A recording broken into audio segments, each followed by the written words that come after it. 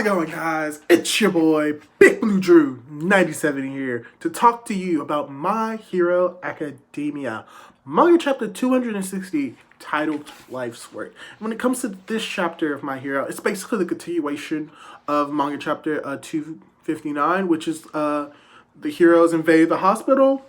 They see the doctor sees them, and he shits his pants. Just, like, you just know that those pants are just filled with shit. When he saw the heroes, he's just, So yeah, he just shits his pants, and we just basically get the continuation of him shitting his pants more. But before we get to that, I wanted to address something that I noticed in the cover page, where we just see Hawks and Endeavor. They're facing different directions, and it basically just says they're about 80 kilometers away. But to us hardcore Americans, they're like 49.68 miles away. Yep, I looked that up. I memorized that. What are you gonna do? We're Americans. We're stupid. We can't do, like, simple math. Gosh. But anyway, basically what this panel just entails is, like, yo, they're, like, extremely far away, but they're still, like, close enough for them to possibly meet up. And it also probably makes it better understanding of, like, the structure of, like, how the heroes are going through this. From my understanding, and with this, there are just two groups. The first group of pro-hero, well, three groups, really. The first group of pro-heroes who are invading the hospital. The second group with, like, Deku and all of them in the city helping to evacuate citizens. And then the third, which is in the mountains, which are preparing for the full raid on the Paranormal Liberation Front base. And that kind of explains why there's, like, significantly more heroes in the forest than there probably were invading the hospital in the streets, because that's probably where a lot of the main action will come. And because he gives a mile marker for that, Horikoshi, chances are high enough they're just going to combine into, like, one huge just fight, which is great. But without the way, let's go back to seeing Dr. Shiga shitting his pants. And if anything, I will be referring to Dr. Shiga as, you know, Dr. Shiga the doctor, maybe because his original name, first name in the manga, has negative connotations to human experimentation. So I probably am very indifferent to it, because I think that you should learn from history, and that a name in reference to a horrible act or a horrible person, you know, it's not like we name horrible things after horrible people like Hitler or anything, or Nazis, which, you know, did pretty much horrible things, but that's just my bias against it. But I'll just be referring to him as Shiga, or Dr. Shiga. So yeah, where was I going with it? Oh yeah, Dr. Shiga running away, shitting his pants, gets caught by a racer, and we get a reveal. And last chapter, we got revealed that Dr. Shiga was quirkless. This chapter, we get a reveal that that was a lie. Which makes sense. If you're a villain and you have a quirk, like, even if, like, it's in the registry, chances are high enough it's going to be, like, out of date, because, like, people don't keep track of it. Because what we do learn a little bit earlier in My Hero is that you could have a quirk that you think does one thing, but then over time you learn more about it, you realize that it does something else. And this ties into something that we learned about his quirk and quirks in general. But the general idea of it is like, let's say you have a water-based quirk and you're able to shoot water out of your hands. You may think, oh, I can just generate water from my hands. But in actuality, it could be later on you learn that, oh no, I just take water from the environment and blast it out of my hand. So that's a little bit different. But yeah, we get the reveal of Dr. Shiga's quirk. We don't get exactly the name of it because, like I said, he was considered quirkless in the registry. But from what we get, Nemasa basically kind of gives an explanation of, like, how quirks generally, like, vary.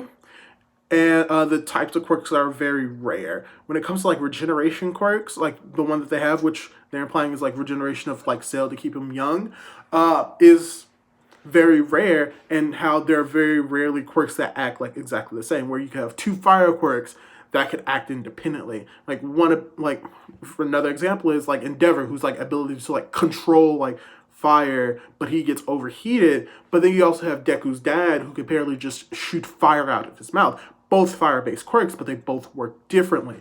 So that's the idea of his quirk, is that it's so rare, and it kind of explains how the Nomu have these multiple quirks and are able to like regenerate quickly, because they're thinking like there's no way that like 50, like how many Nomu have we seen, like approximately around like 6, 7 Nomu, and like how they've all taken like huge damage, how they've been able to recover, especially when it comes to like the two of the flying bat one and the original Nomu, how they're able to regenerate. He comes to the conclusion like, oh yeah, it's probably this dude's quirk, and like how it's probably like replication, and like and it kind of explains like how he's able to get multiple quirks in one, because or how he's probably possibly makes artificial quirks, which later in the chapter, that is not just a theory, but what is probably the best part of this chapter is that we just see Prison Mike just walk up to him like casually, and he's like, "Wow, that's neat. Wow, you have like a very good quirk that can be used very helpfully in medical." And he's like, and he equates this like it's like a cheat code. Flips him over, and it's like, "Yet you used it for what you did." And it's like, "I just have one question for you." And he screams, "Why did you do it, you piece of trash?" And I think what I enjoyed most is that he could have used his quirk. He could have screamed to the top of his lungs. He is angry. He is mad because this doctor basically mutilated one of his best friend's body and turned him into a Nomu. But what I enjoy about this is that even though he's this, he still is a pro hero. He still has to act professionally. Like, he probably going through his head is like, I have the ability to scream, I am mad. I could literally like automatically destroy you, blow out your eardrums, like rip the flesh from your bones. But he's mad, but he's still collected to the point where like he would never do that. And I think that's what I enjoy about President Mike at that moment. But then also, but as soon as like he yells, like the other doctors and attendings are like, yo, yo, yo, yo, yo, yo. What's going on? Like, what did the doctor do? And Endeavor's like, yo, y'all gotta get out of here. And like during this entire time, just the Wild Wild Pussycats are evacuated people. And another aspect of just probably this entire arc that I'm probably gonna enjoy are just, and what I've enjoyed so far in this arc is just the small like cameos of characters and heroes that we've seen in the past, because right next to like the big buff dude from like the Wild Wild Pussycats, we get a reference to Gentle in the form of like one of Gentle's former classmates, who we know is a hero now, and I can tell that it's him because of like the bamboo staff that he has. So if anything, what I'm going to enjoy about this arc is probably the like all the different references to like the heroes that we've seen, like the pro heroes, because we've seen a lot of references up to now, but obviously we're going to see more of them. So yeah, but then after like they capture the doctor seems like there's no hope left. Mirko, being her, it's like she also explains that yeah, since we got the doctor, we don't have to spill any blood right now, because what we learned is that yeah, without like a specific password, yeah, the Nomus are just dead bodies that can't do anything. They're just lumps of flesh. So boom, burst through the morgue. And that's another thing that we learned. The reason why they were able to capture the Nomu and like keep Nomu alive technically is due to the fact that they work as like just machines, or they just work as robots, and they have to have a command. So this is like, we get a lot of information that explains like why certain things are happening, like why they're able to capture that Nomu, why it didn't try to escape, because it didn't have the order to do so. Which means that in prison, if like he gives the order, Dr. Shiga gives the order, that Nomu probably will try to break out. But yeah, all of a sudden, but we also get another cool scene with Eraserhead, who's like, yeah, you know, the situation that you're in, you tinkered with a lot of people, and you like messed up a lot of people too. So you know what they call this? You know what they're calling this? He takes off his glasses and he just says, you know what they're saying right now? This is our payback. He's just raising his goggles up, and the doctor just pleads for mercy. He's like, have mercy. Have mercy on me. Have mercy. And then at that moment, you realize, oh, something is about to go down. And from my understanding of it, I think have mercy may be the code to activate the Nomu to just attack. Because as soon as he says that, Mirko talks to Endeavor, radios it to Endeavor, and it's like, hey, we got company. And we just see all the different like Nomu, and I think like I said, like there's a lot of things that we can say, like just the Nomu are just very inventive. They're very creative. They're all different, and we probably see the best Nomu in the entire series. I would like to think of him as a giant Moby Dick Nomu with another Nomu in his mouth with drills for hands. Yeah. Oh gosh, it's just so great. It's so creative. And oh yeah, the doctor dies. Yeah, he gets stabbed through the like basically through the body. It just gets ripped like swirled around by the drill, and everyone's like, he's dead.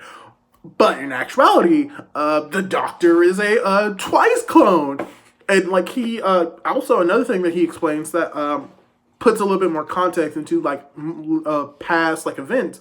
He's like, oh, so your quirk doesn't work on replicated organisms. Now that's good to know, because he realized he's a twice clone, and like the twice clones can recognize that they are clones if they are told so. Especially if it's someone of this caliber. And it's like, but if only you knew about that, my replication earlier. But you know what? I would just be giving you too much credit as he just melts away. And then we cut over to the doctor. It's like, then again, I let the double head blow everything so that I can deal with my magnum opus. My Shigaraki. And, oh, gosh, those medicine heroes. And it's like, and he basically just goes into this small tirade of like, man, I don't want to abandon this. Like, I've done so much. Like, all of the equipment that I needed in this laboratory. Like, this is where all of my quirks are stacked. Like, this is my lifelong work. Oh, hey, look, it's the title of the chapter. And it's like all of my blood, sweat, and tears. Like, all of it. For one. He's like, well, guess I gotta go. And we get, like, basically the explanation, like, he basically used his quirk to replicate all of these quirks. He stored all of these quirks, which could mean that he could have taken Deku's quirk, because it doesn't say that, like, because I thought it was implied that he, like, just took the bodies of the people, or he just implied that, like, he took the quirks from dying old people, or he took them from orphans.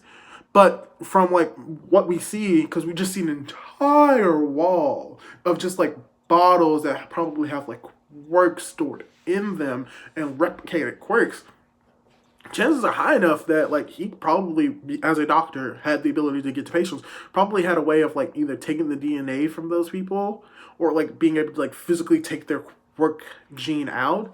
I'm not 100% sure. Most likely he probably like took the DNA from them and then replicated from that if they had like a cool quirk or like a very useful quirk, and just like stored them in like these vials.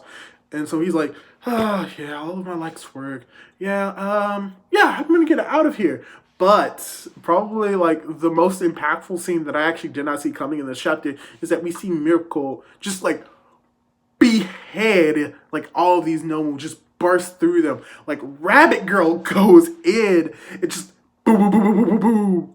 All of a sudden, and then we hear Shiga is like, okay, Johnny, walk over here. Yeah, I need you to help me get Shigaraki and myself out of here. And I'm going to say this. I called it. I knew that little, like, Nomu dude was possibly, like, the Nomu that, like, got, like, the League of Villains out of the way with All Might and All For when we're fighting.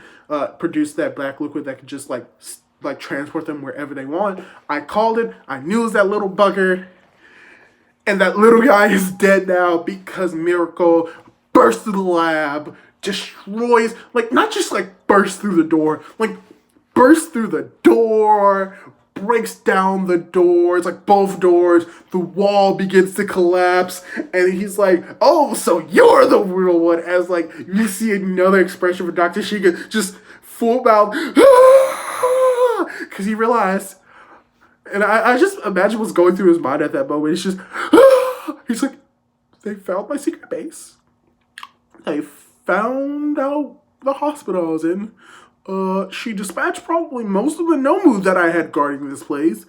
She burst down my door, burst down my wall, killed my escape route, and destroyed my lifelong work that was sitting on the wall.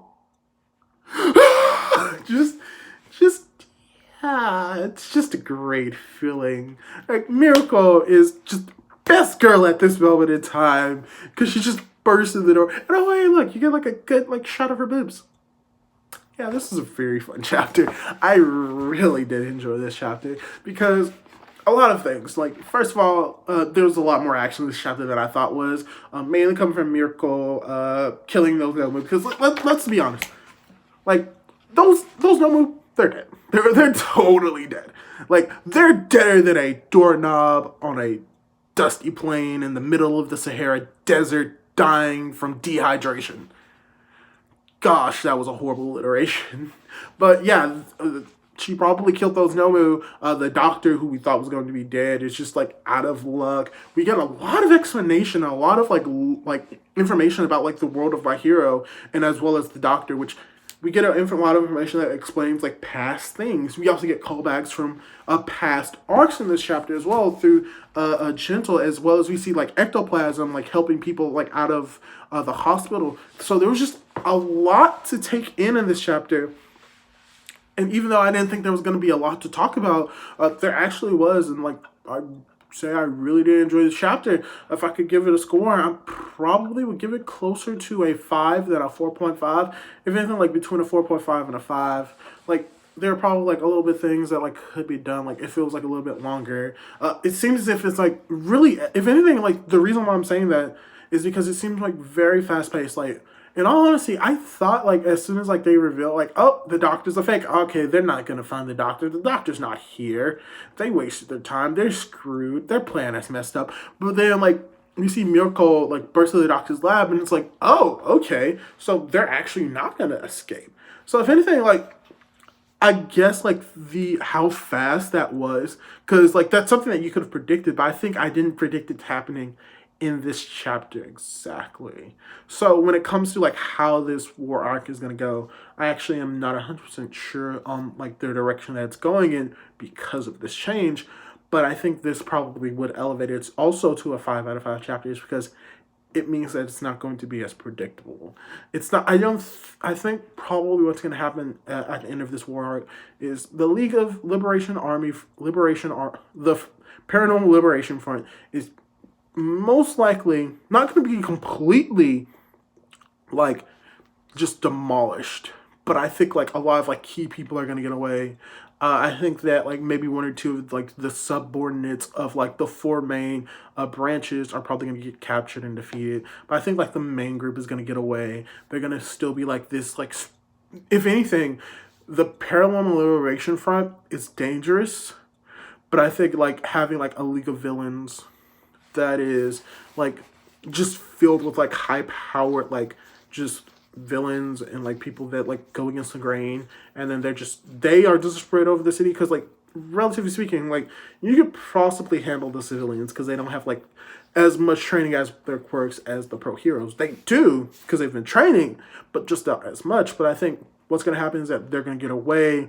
The heroes are going to have a semi win over them to the point where it's like they may capture the doctor. The doctor may escape. They may capture the doctor. I'm not sure, but they'll like destroy most of the Liberation Front, like have most of them arrested, not all of them. So that's still going to be a loss for them. It's still going to be a loss for the villain side because they lost like a lot of like their manpower, but they probably will still retain like the stronger like people. And I think another thing that may happen on the hero side that could lead to the villains winning is we may have some characters die. Like we may have like a fair amount of characters die. We may have, I don't know who, but it may be like probably a lot of like smaller heroes are gonna die. I can see just Edshot could die, Kamui Woods could die, even though he's like just a lot of characters that we've seen could potentially die here in this arc, which would also be like a detriment to like the hero side.